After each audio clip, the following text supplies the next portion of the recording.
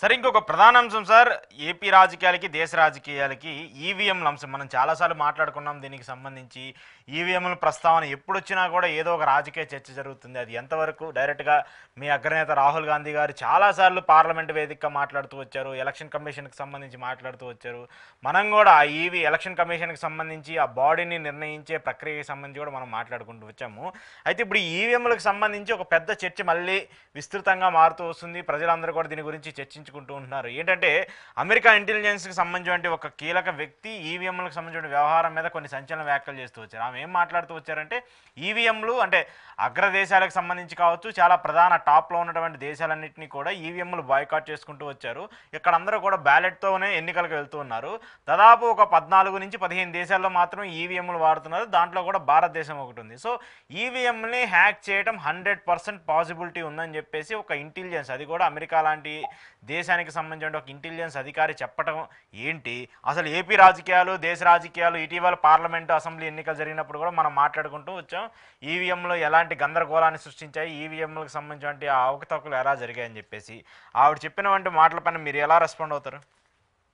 Sir, ఈవీఎంలు hack చేయొచ్చు అని స్పష్టంగా తులసి గబ్బార్డ్ చెప్పడం కానీ, ఇంటెలిజెన్స్ అది మన అమెరికన్ ఇంటెలిజెన్స్ చీఫ్ చెప్పడం కానీ, అదే విధంగా అంతకు ముందు ఎలన్ మాస్క్ చెప్పడం కానీ. ఎలన్ మాస్క్ అంటే హైయెస్ట్ టెకీ కదా, దాని టెక్నాలజికల్ ఇన్ఫర్మేషన్ హైయెస్ట్ ఇన్ఫర్మేషన్ ఉంటుంది.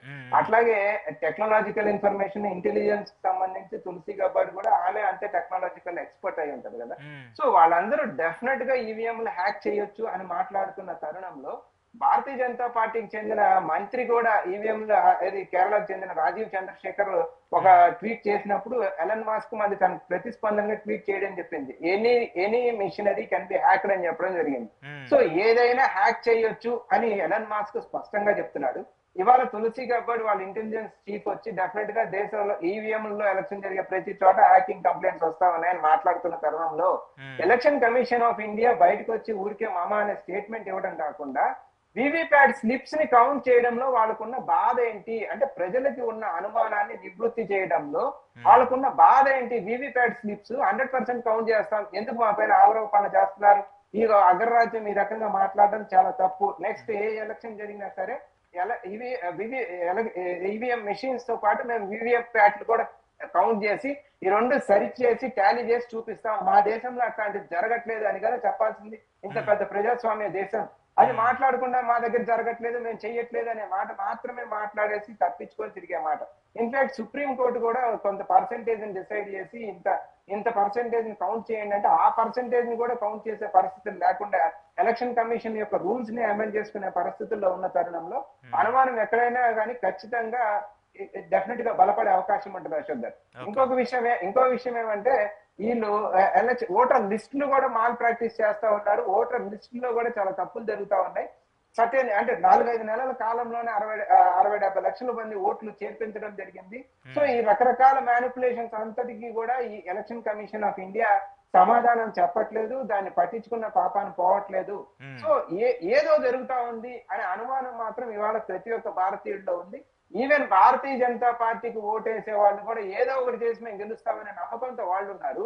ఏదో ఒకటి జరిగి ఓడిపోయామనే బాధలో ఓడిపోయిన వాడు ఉన్నాడు. సో ఇద్దరి ఆలోచనలో అనుమానం ఉంది. గెలిచిన వాడి ఆలోచనలో అనుమానం ఉంది, వాడుతున్నవాడి ఆలోచనలో అనుమానం ఉన్నప్పుడు 10% ఓటర్లలో అనుమానం ఉన్నప్పుడు దాన్ని నివృత్తి చేయాల్సిన బాధ్యత ఖచ్చితంగా ఎలక్షన్ కమిషన్ ఆఫ్ ఇండియా దగ్గర ఉంది. ఇకనైనా ముందుకొచ్చి దీన్ని నివృత్తి చేస్తారు అని ఆశిద్దాం అశోక్ గారు. ఖచ్చితంగా చేయాలి. ఎందుకంటే రాబోయే రోజు సరే జమిలీ ఎన్నికలు అంటున్నారు, అవన్నీ జరుగుతాయా లేదా అనేది పక్కన పెడితే ఫస్ట్ ప్రజలకి సంబంధించి ఒక శాంటిటీ, ఒక నమ్మకం అనేది ఉండాలి కదా, ఏది జరిగినా ఏది జరగాలన్నా కూడా.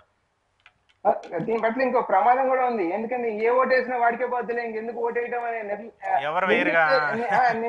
నిర్లిప్త ధోరణికి కూడా మన ఓటర్ వెళ్లే ప్రమాదం ఉంటది కదా. సో ఆ నిర్లిప్త ధోరణి కూడా పోగొట్టాల్సిన బాధ్యత వాళ్ళకు ఉంది. కాబట్టి దీన్ని అంత పెద్ద ఇంటర్నేషనల్ టెకీస్ కూడా మాట్లాడుతున్న తరుణంలో మనం బ్యాలెట్ పేపర్ లోకి వెళ్ళిపోతామా, లేదు వివిప్యాట్ అండ్ ఈవీఎం ని టాలీ చేసి చూపిస్తామా?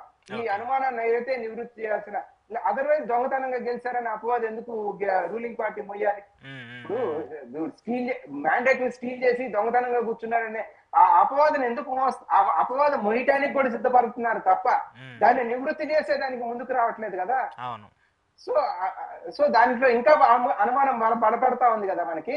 అవును రైట్ సార్, కంక్లూడ్ చేస్తూ ఒక పాయింట్, అమరావతికి సంబంధించి